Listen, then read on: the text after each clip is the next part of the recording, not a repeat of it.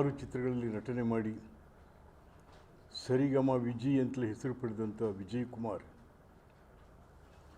ನಮ್ಮ ಚಲನಚಿತ್ರರಂಗ ಮತ್ತು ಅಭಿಮಾನಿಗಳನ್ನು ಅಗಲಿದ್ದಾರೆ.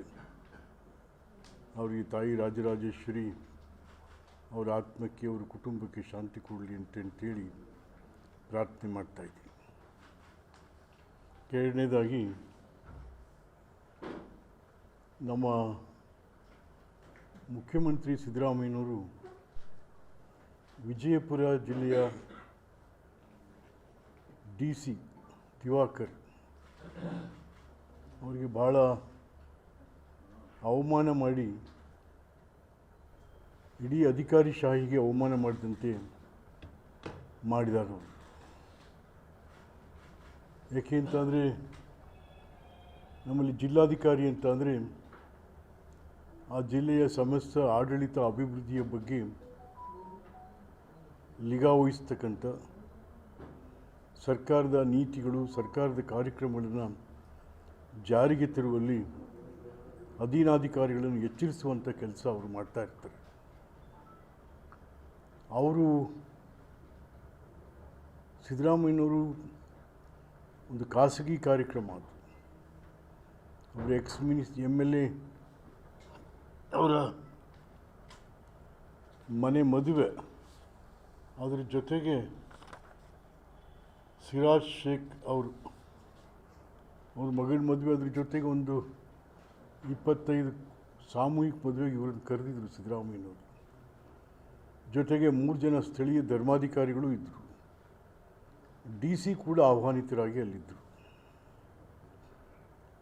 ಸಿದ್ದರಾಮಯ್ಯನವರು ಮದುವೆ ಮಂಟಪದಲ್ಲಿ ಭಾಷಣ ಮಾಡಲಿಕ್ಕಿದ್ದಾಗ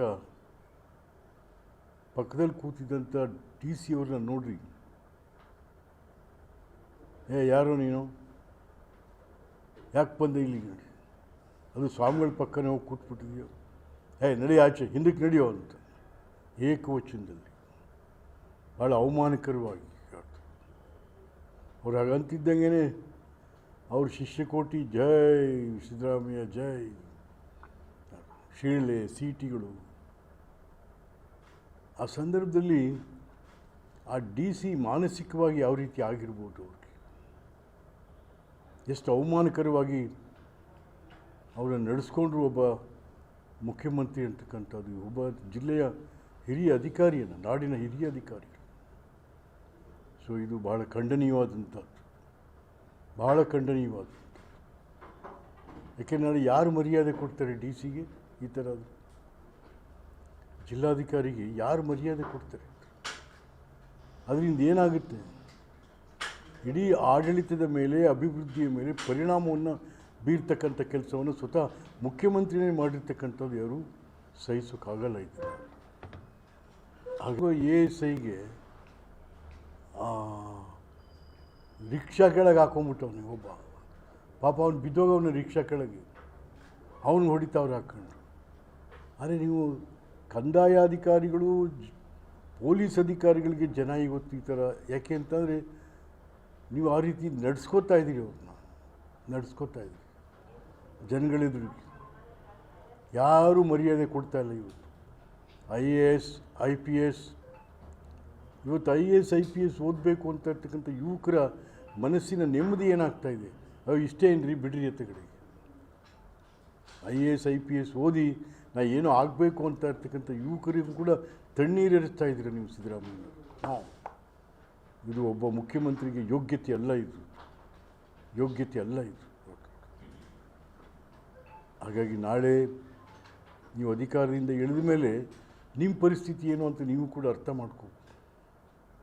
ಇವ್ರಿಗೊಂಥರ ಚಟ ಸಿದ್ದರಾಮಯ್ಯನಿಗೆ, ಎಲ್ಲರೂ ಏಕವಚನದಲ್ಲಿ ಮಾತಾಡ್ಸೋದು, ಎಲ್ಲ ಅಧಿಕಾರಿಗಳನ್ನೂ ಏಕವಚನದಲ್ಲಿ ಮಾತಾಡಿಸೋದು,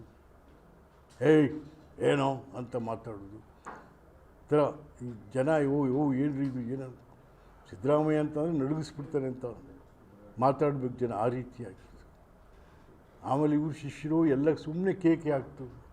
ಅದು ಯಾಕೆ ಕೇಕೆ ಹಾಕ್ತು ನನಗೂ ಅರ್ಥ ಆಗಲ್ಲ, ನನಗೂ ಅರ್ಥ ಆಗಲ್ಲ. ಹಾಗಾಗಿ ಇವತ್ತು ಅದನ್ನು ನೆನೆಸ್ಕೊಂಡ್ರೆ ನನಗೆ ಒಂಥರ ಆಗುತ್ತೆ, ಏನಪ್ಪ ಆ DC ಕಥೆ ಏನಾಗಿರ್ಬೇಕು. ಅವನ ಮಾನಸಿಕ ನೆಮ್ಮದಿ ಎಷ್ಟು ಹಾಳಾಗಿರಬೇಕು.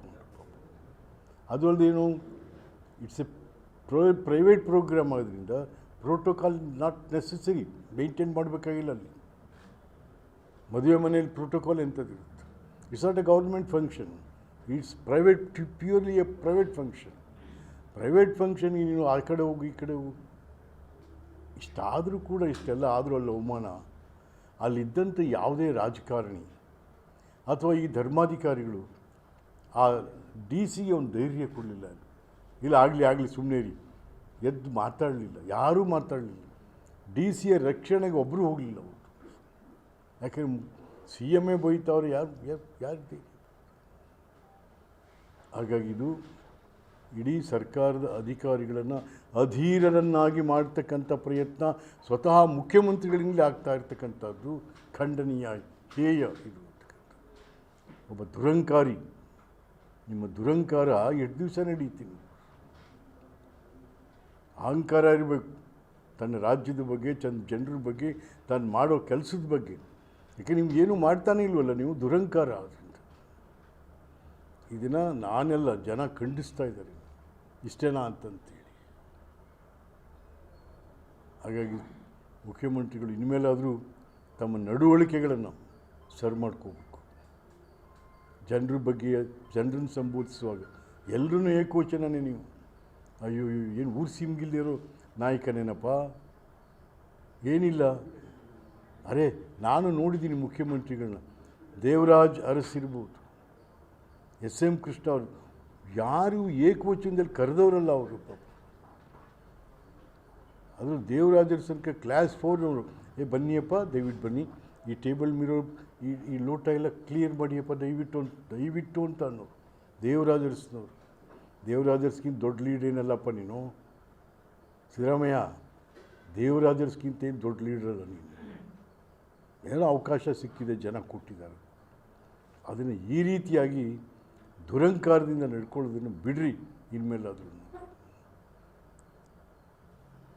ಸೊ ಇದು ತಮಗೆ ಒಂದು ಇದನ್ನು ಕೂಡ ಸರ್ಕ್ಯುಲರ್ ಮಾಡಿ ಕಳಿಸಿದ್ದೀನಿ ಸರ್. ಆಮೇಲೆ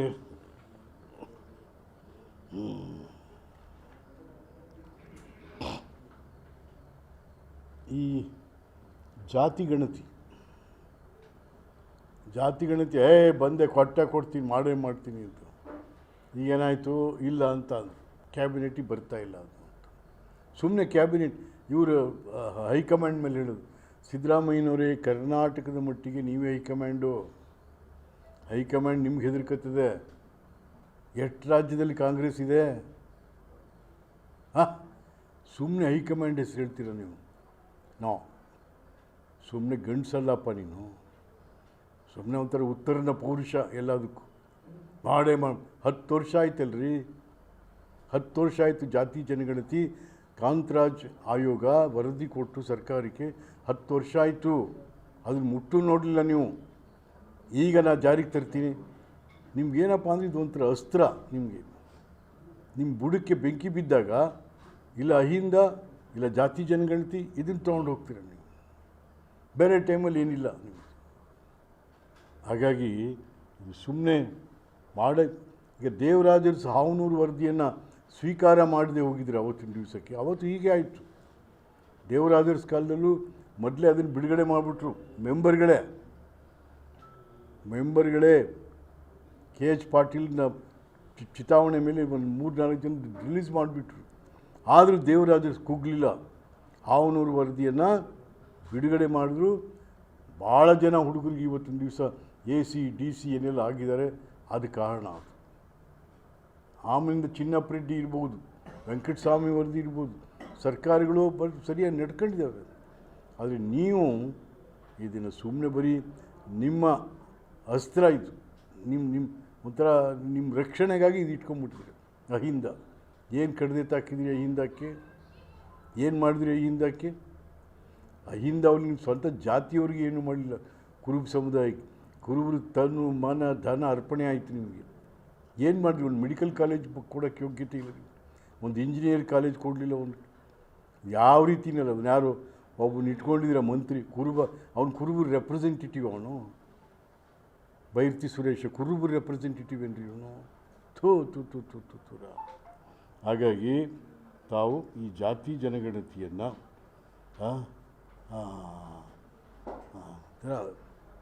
ಹೇಳಿತನ ಬಿಟ್ಟು ಮಾಡಿ, ರಿಸೀವ್ ಮಾಡಿ, throw it to the general public for a vast ಡಿಸ್ಕಷನ್ನೇ ಆಗ್ತಾ ಇಲ್ಲ. ಇದು ಜನರಿಗೂ ಗೊತ್ತಾಗ್ತಾ ಇಲ್ಲ ಅದೇನಿದೆ ಅದರೊಳಗಡೆ ಅಂತೇಳಿ ಸುಮ್ಮನೆ ಬಿಡೋದು ತಗಡೆ.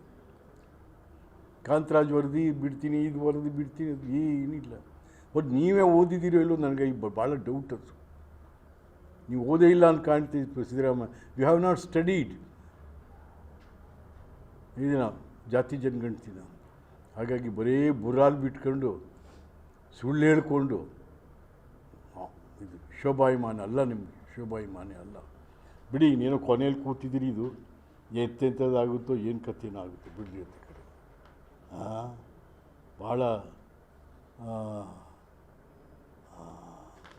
ಇನ್ನೇನೋ ಹೇಳ್ಬೇಕಂತಿದ್ದೆ ಸರ್. ಜಾತಿ ಜನಗಣತಿ, ಆಮೇಲೆ ಇದು ಯಾವುದಪ್ಪ, ಗೋಮಾತೆ ಬಿಡಿ ಅದು. ಇವು ಅಲ್ಲ ರೀ, ಸರ್ಕಾರದ ಅಯ್ಯೋ ಅಯ್ಯೋ ಅಯ್ಯೋ ಕೆಚ್ಚಲು ಕೂಗಿ ಎತ್ತು ಕೊಟ್ಟೋಯ್ತಲ್ರಿ. ಗೋವುಗಳ ಕೆಚ್ಚಲು. ಮತ್ತು ಏನು ನಿಮ್ಮ ಸರ್ಕಾರನೇ ಇಲ್ಲ ನ್ಯಾಯವಾಗಿ. ಗೋಮಾತೆ ಅದನ್ನು ಕೆಚ್ಚಲು ಕೂಗ್ತಾರಲ್ರಿ. ಅಯ್ಯಯ್ಯೋ ದೇವ, ನಾವು ಪೂಜೆ ಮಾಡೋ ದೇವರವಳು.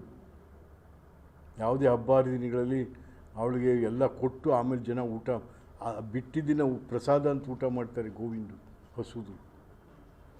ಅಂಥದ್ದನ್ನು ನೀವು ಈ ಮಟ್ಟಕ್ಕೆ ತಂದಿಟ್ಟಿದ್ದೀರಲ್ಲ ಸಿದ್ದರಾಮಯ್ಯ. ಅಯ್ಯೋ ದೇವ, ಅಯ್ಯೋ ದೇವ.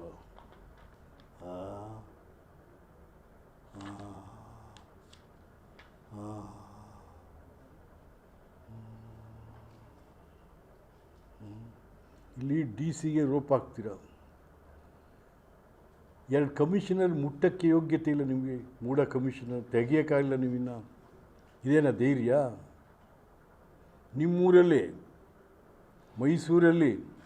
ಮೈಸೂರಲ್ಲಿ ಲೂಟಿ ಮಾಡಿದಂಥ ಅಧಿಕಾರಿಗಳನ್ನ, ಸುಮಾರು 5,000 ಕೋಟಿ ರೂಪಾಯಿ ನುಂಗಿರೋಂಥವ್ರನ್ನ, ಸಾವಿರಾರು ಸೈಟ್ಗಳನ್ನ ನುಂಗಿರೋಂಥವ್ರನ್ನ ಅವ್ರನ್ನ ಮುಟ್ಟಕ್ಕೆ ಹೆದರ್ಕೊಂಡ್ಬಿಟ್ರಿ ನೀವು. ಅಲ್ಲಿ ಯಾರೋ ಪಾಪ ಡಿ ಸಿಗೆ ರೋಪ್ ಹಾಕ್ತೀರ. ಅವ್ರಿಗೆ ಹಾಕ್ರಿ. ಮತ್ತು ಇಲ್ಲಿ ಮೈಸೂರಲ್ಲಿ ಮುಟ್ಟಕ್ಕೆ ಯೋಗ್ಯತೆ ಆಗಲಿಲ್ಲ ನಿಮಗೆ. ಯಾಕೆ ನೀವು ಅದನ್ನೇ ಮಾಡಿರ್ತೀರ. ಅವನೇನು ಹೊಡೆದ ಅದನ್ನು ಈಸ್ಕೊಂಡಿರ್ತೀರ ನೀವು. ಮೈಸೂರು ಕತೆ ಏನಾಯಿತು? ಏನಾಯಿತು? ಒಂದು ದಿವಸ ಮಾತಾಡಲಿಲ್ವಲ್ರಿ ಸಿದ್ದರಾಮಯ್ಯ ನೀವು ಮೂಡಾ ಬಗ್ಗೆ. ಮೂಡಾದಲ್ಲಿ ಆಗಿರ್ತಕ್ಕಂಥ ಬಡವ್ರಿಗಾದಂಥ ಅನ್ಯಾಯ, ಜನರಿಗಾದಂಥ ಅನ್ಯಾಯ. ಅಯ್ಯೋ ಅಯ್ಯೋ ಅಯ್ಯೋ, 1,000 ರೂಪಾಯಿ ಒಂದು ಸೈಟೇ. ಗೊತ್ತಾ ಸರ್ ನಿಮಗೆ ಸ್ನೇಹಿತರೆ? 1,000 ರೂಪಾಯಿಗೆ ಒಂದು ಸೈಟ್ ರೀ. ಯಾವುದು 50/80. ಅವ್ರ ಹೆಂಡ್ತಿಗೆ 8 ರೂಪಾಯಿ ಕೊಟ್ಟಿದ್ದಾರೆ ಒಂದು ಸೈಟ್ಗೆ. ಆಲ್ಟರ್ನೇಟಿವ್ ಸೈಟ್ 14 ಸೈಟ್ಗೆ ಎಟ್ರಿ 21,000.